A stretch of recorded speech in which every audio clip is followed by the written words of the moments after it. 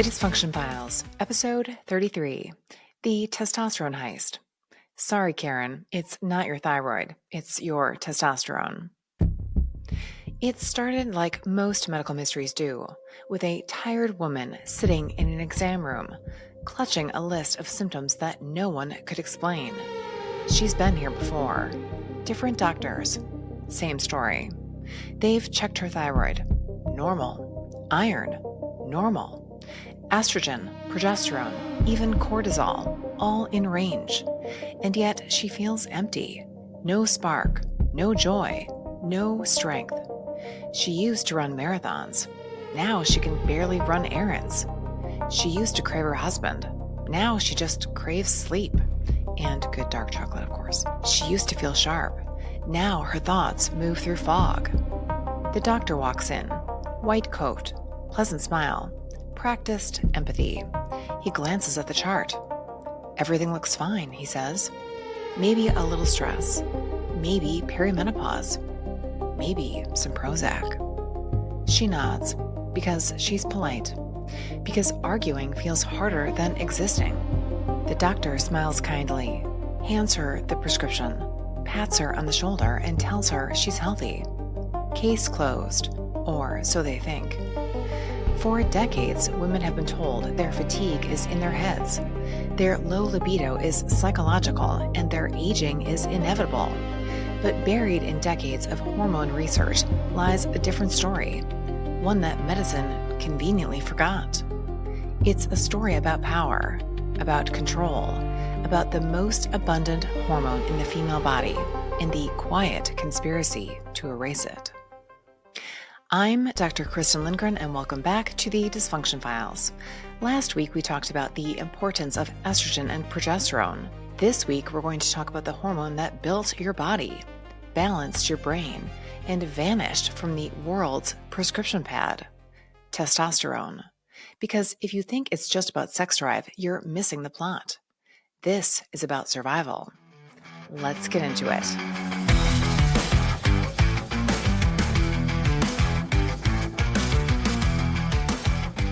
The disappearing hormone. If this were a crime scene, testosterone would be the missing witness, the one erased from every report. They called it the male hormone. Big mistake. Women actually produce 3 to 4 times more testosterone than estrogen.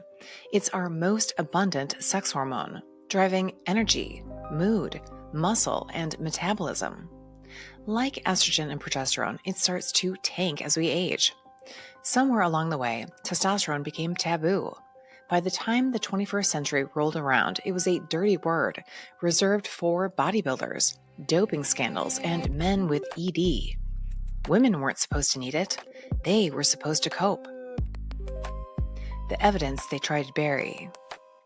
But in Dayton, Ohio, one surgeon noticed something strange. Dr. Rebecca Glaser, a breast surgeon, saw that her postmenopausal female patients on testosterone therapy weren't just doing well, they were killing it. Over more than a decade, she documented what mainstream medicine ignored.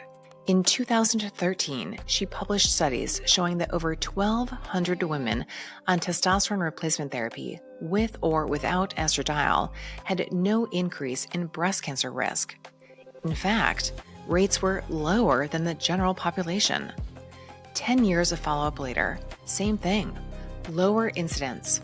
Mechanistically, testosterone does something unexpected. It calms proliferative signaling in breast tissue. In plain English, it's the fire extinguisher to women's wildfire. And that wasn't all. Her patients reported sharper minds, better moods, stronger bodies. The only thing declining?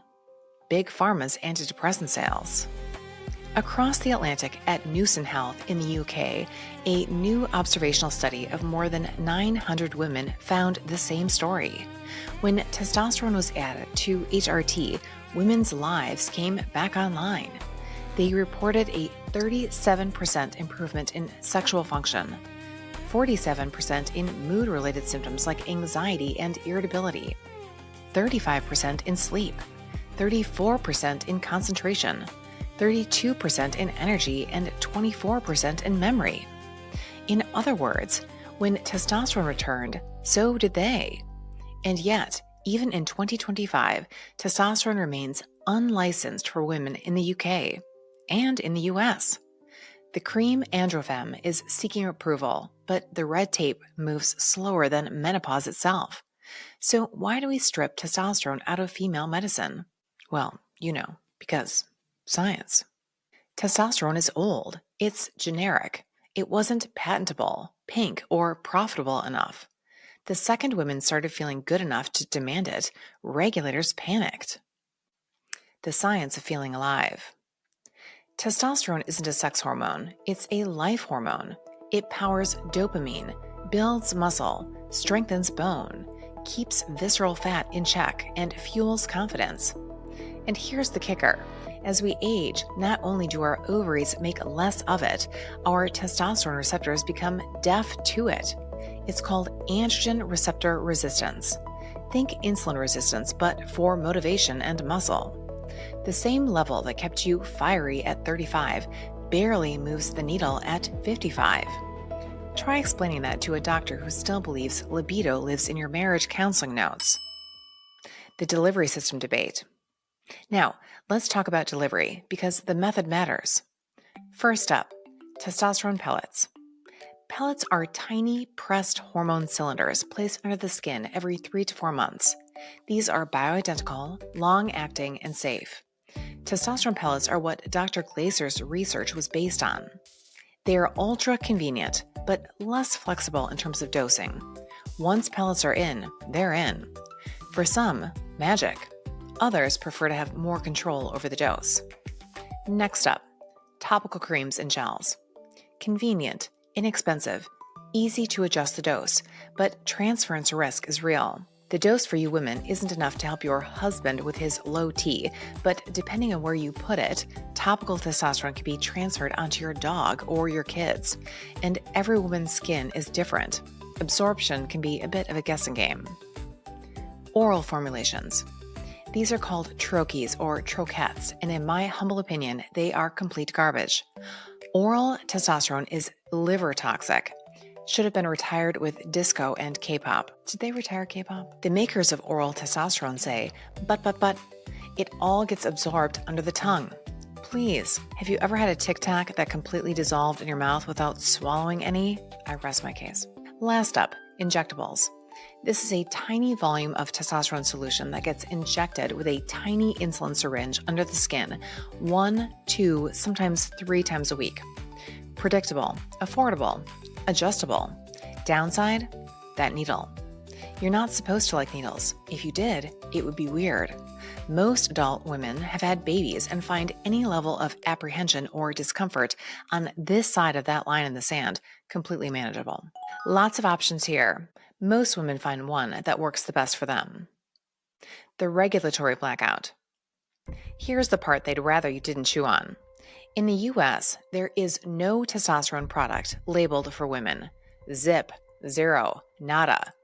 Every single testosterone gel, patch, or injection approved by the FDA is indicated for men. So when a woman goes through menopause, perimenopause, or her hormones collapse after hysterectomy, she's left hormonally castrated and forced to borrow a man's medication off-label. Back in 2004, the FDA rejected a testosterone patch for women called Intrinsa. They said the benefit was, quote, modest, that libido didn't increase enough. Because, of course, that's the only physiologic function in women the FDA really cares about. Wonder how many dudes were on the FDA at that time. Translation? Viagra gets a victory lap.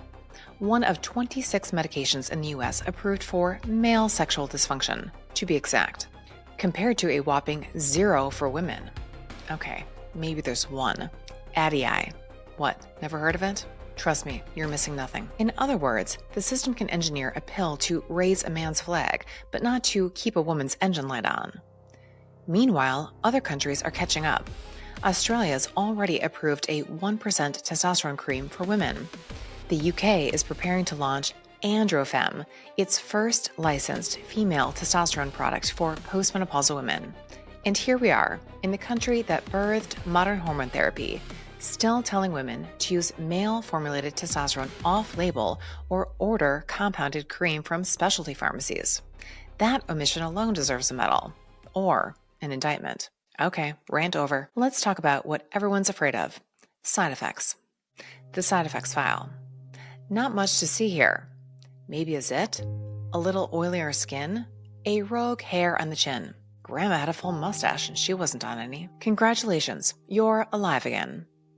These aren't danger signs, they're physiologic ripples, so to speak. Signals that the hormone you've been starved of is finally on board again. Are there limits? Of course. You monitor, you adjust, you respect physiology. But let's keep perspective. Potential mild cosmetic side effects aren't what destroy women's health. Deficiency does.